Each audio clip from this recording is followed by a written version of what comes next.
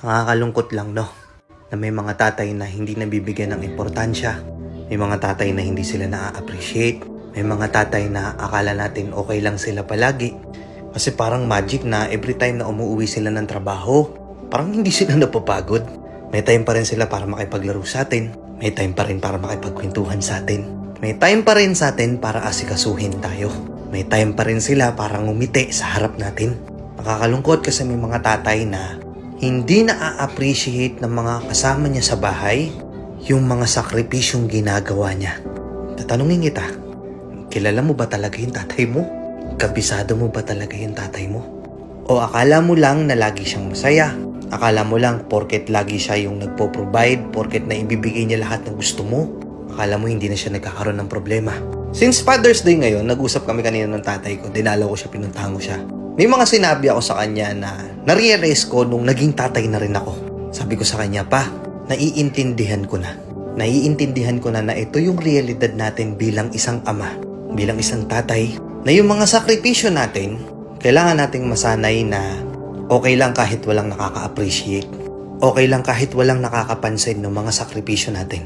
Ang importante, nakikita natin yung pamilya natin, yung mga anak natin na masaya sila. Yung mga desisyon sa buhay na sinakripisyo natin para sa kanila. Na bilang tatay, may mga masasakit at may hirap na desisyon yan na sinakripisyo niya alang-alang sa mga anak niya, sa pamilya niya. Kailangan na lang natin tanggapin na normal lang yon na hindi tayo ma-appreciate.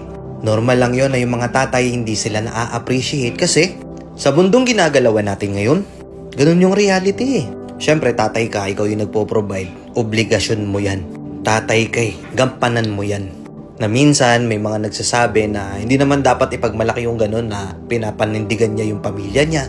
Nagsasakripisyo siya, naghahanap buhay siya, ginagawa niya yung best niya bilang tatay. Normal lang yun, dapat niyang gawin yun, tatay siya eh.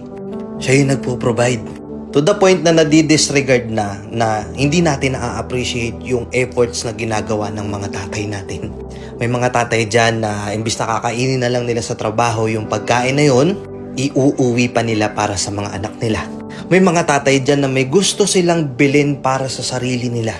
Pero pinag-iisipan pa rin nila kung bibili nila yun. Tapos ang ending, hindi nila bibilin yung gusto nilang bilhin kasi kayo pa din yung iniisip nila. Alam ko para sa iba walang kwenta tong video na to. Alam ko para sa iba, tingin nila wala namang pinupunto tong video na to. Pero sana man lang, kahit isang beses tanungin nyo yung tatay nyo. Tay, Papa, Itay, kamusta po? Ano kaya pa po ba? Lahat po ng sakripisyo nyo, nakikita po namin. Lahat po ng paghihirap nyo, na-appreciate po namin. Maraming salamat po, Papa. Maraming salamat po. Ginawa nyo ang lahat at ginagawa nyo ang lahat para lang maigapang kami sa pag-aaral. Makakain kami araw-araw. Inihahatid sundo sa eskwela. Minsan, gigising kami, pumasok ka na sa trabaho, hanggang sa makakatulog na lang kami ng gabi na hindi ka pa umuuwi. Hindi ka na namin masyadong nakikita, Papa.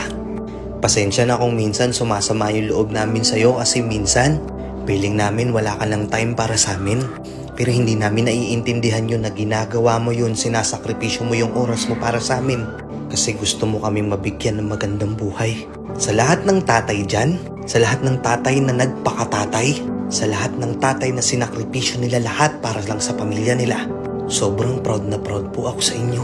Sa lahat ng tatay na kahit ano pinasok, may maipakain lang sa mga anak nila. Sa lahat ng tatay na ginawa ang lahat, ipinagpaliban lahat ng kahihiyan, buo ang loob na gawin ng kahit anong bagay para lang maisurvive yung mga pamilya nila. Sobrang proud na proud po ako sa inyo. At alam ko may mga nanonood dito na never nilang nasabihan yung mga tatay nila na na-appreciate nila yung tatay nila. May mga anak dito na masama pa yung loob sa tatay nila kahit yung tatay nila hindi nagkulang. May mga tatay dito na ginawa nila yung best nila para maging mabuting ama, pero binabaliwala sila. At may mga anak dito na hindi na nila naranasan yun kasi maagang kinuha sa kanila yung tatay nila. Sa mga tatay na nandito pa, sa mga tatay na wala na, Happy Father's Day po, Kuya Marvin. Let's go and peace out.